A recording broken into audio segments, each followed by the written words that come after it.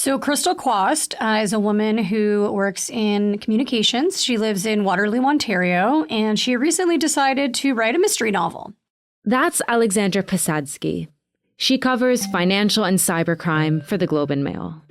And so she went online and she typed into her search bar something like Amazon self-publishing. One of the top results offered a publishing service that appeared to be from Amazon. Crystal knew that the online shopping website also had a publishing arm, so it made sense. And Crystal decided to pay for one of their editing packages. But then she started to get kind of suspicious because, first of all, it was taking a really long time to get back the edits on her book. And when Crystal finally did get her edits, she noticed it was still full of glaring typos. That's when she called a friend who worked at Amazon, and her friend told her Crystal had been tricked by an imposter. It turned what was supposed to be this joyous moment into feeling very ashamed that she had been taken in by a scam. She was very embarrassed and felt very foolish.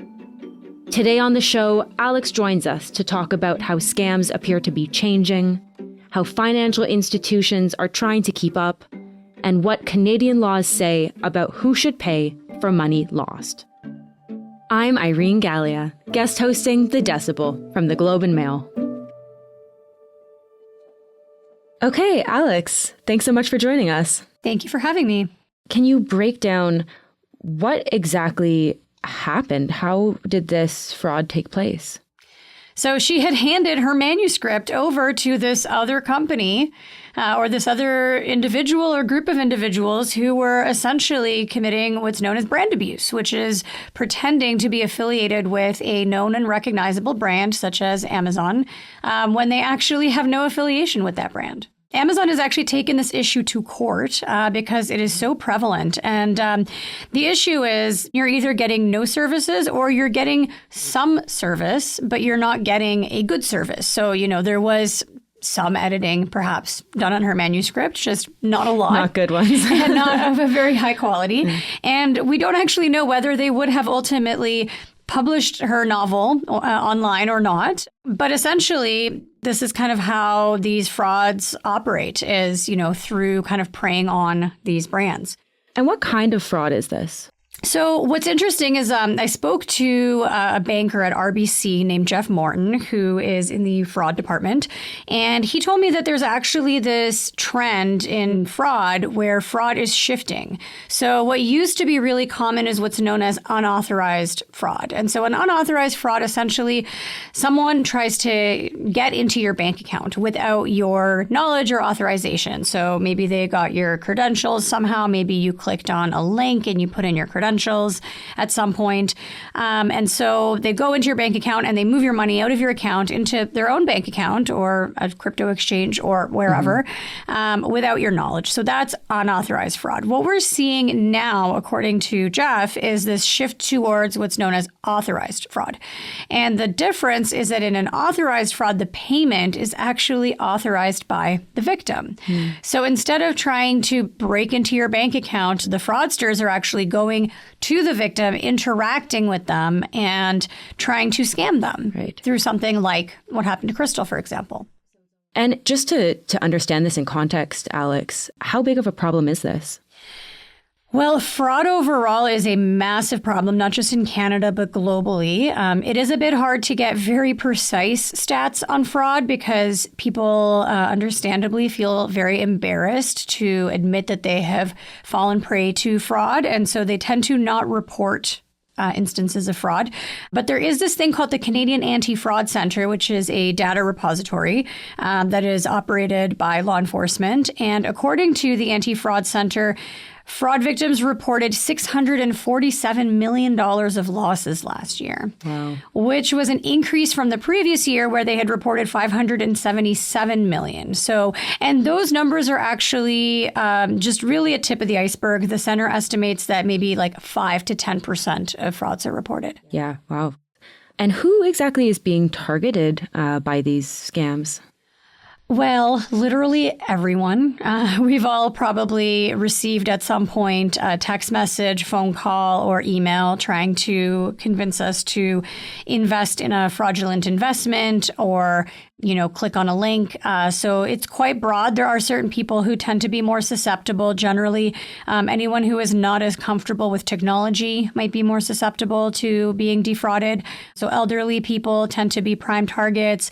Anyone with money. So like we do see, very, very sadly, we see a lot of romance scams that are really targeting lonely elderly people who have large retirement funds set aside.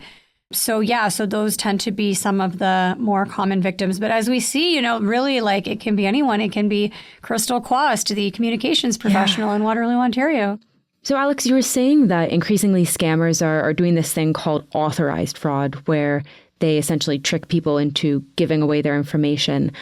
What did experts that you spoke to say about why scammers are changing their tactics? So it may actually be in response to the fact that banks have tightened their controls in order to prevent unauthorized fraud. So there's a lot more authentication steps that you have to go through to prove that you are who you say you are in order to gain access into your bank account.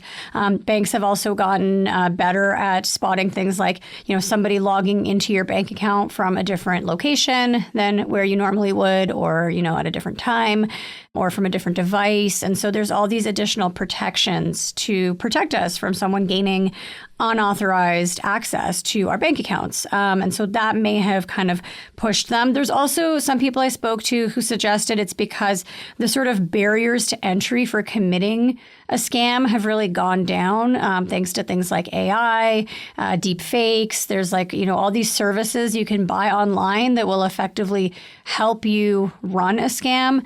And then, of course, we've all heard the stories about the scam compounds overseas that are effectively like massive call centers of forced laborers who are, being forced to commit these scams on people. I imagine that must make it even harder to crack down on the issue of fraud. It definitely makes it harder for law enforcement to actually catch the perpetrators because, if your victim is in Canada, but the fraudster is who knows where, it's not like the Canadian police can go and swoop in and arrest them. They would have to work with law enforcement in that jurisdiction in order to shut down the operation. And so we are seeing more collaboration between law enforcement in different countries. When you were reporting on Crystal's story, what did it tell you about fraud liability in Canada? That is a really interesting question. So this shift from authorized fraud to unauthorized fraud has opened this whole can of worms around who should be liable for this. Because when you look at unauthorized credit card transactions, there's actually protections in the Bank Act that say consumer liability for an unauthorized charge to your credit card is limited to $50. And so beyond that, it's going to be up to the bank or the credit card company to cover that loss. But when it comes to authorized fraud, we actually don't have regulations in law stating who should be responsible. And so what ends up kicking in is the agreement that you have with your bank. So, all that fine print that you probably didn't read. And it's going to ultimately tell you that if you authorized the transaction, that generally means in most cases that you are on the hook for those losses. But even then, it's kind of a patchwork is what I've learned. It depends on where you are. It depends on your agreements. It depends on the payment method that you used, right? So those protections I mentioned earlier are only for credit card transactions, but not for a debit transaction. So, there's quite a bit of inconsistency in Canada around how this issue is dealt with. We'll be right back.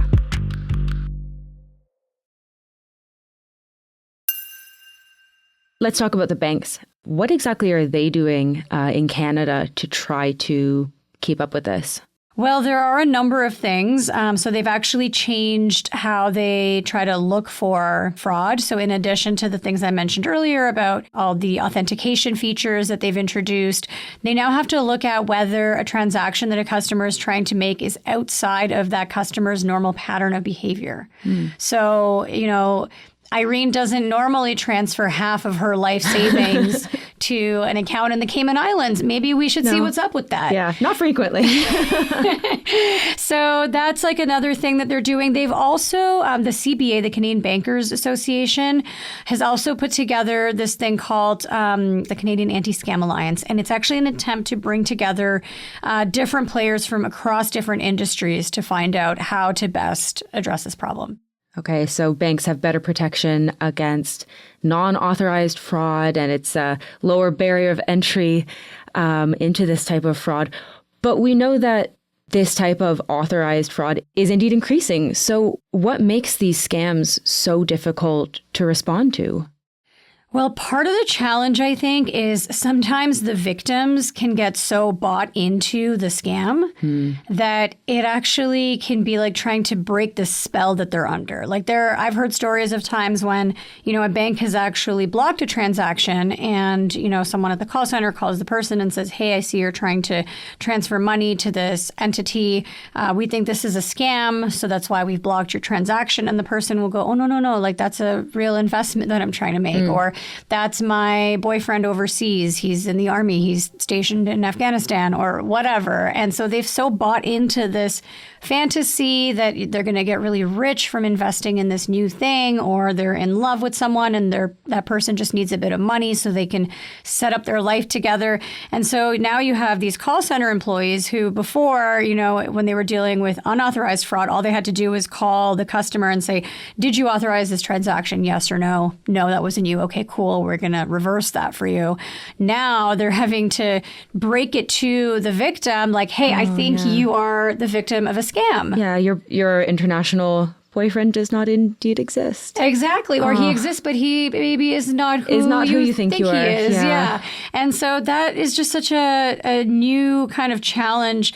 At the end of the day, like the bank can't stop you from doing what you want with your money. Right? It's your money. And so if you're insistent that you really want to complete this transaction, what can they do? And so I actually read this one story talking about a digital bank based out of Britain called Revolut that was having suspected scam victims write down on a piece of paper, like, the bank told me this is likely a scam, but I asked to make this transaction anyway. Wow. And take a photo holding up the piece of paper. What about other countries? What do they say about the bank's liability in fraud cases? Yeah, so there are countries that have created quite interesting models to try to approach this sort of growing scam problem. So, for instance, in Britain, they have this shared liability model. And so what they're doing is for any kind of authorized push payment scam, which is when a customer is essentially tricked into sending money to someone who's pretending to be a genuine payee, the financial burden for compensating the victim is split 50-50 between the bank that sent the money and the bank that received it. Okay. And so the idea then is that both banks on both ends of the transaction are looking for signs that a transaction is fraudulent. Right, which of course is meant to incentivize those banks to try to crack down on this? Yeah, to try to prevent the fraud from happening because they don't want to have to pay back Crystal Quast for her fraudulent publishing experience. In Singapore, they have a different model, which is a waterfall approach. And so it's effectively,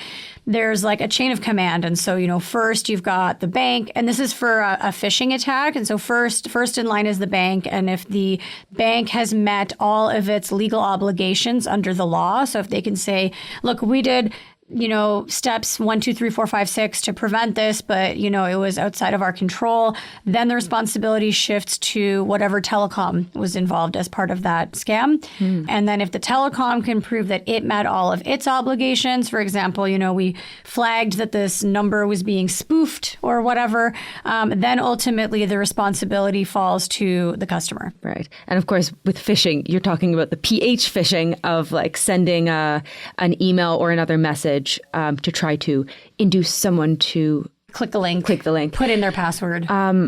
Okay, so really sharing the responsibility. Alex, I think you're touching on a question of regulation, actually.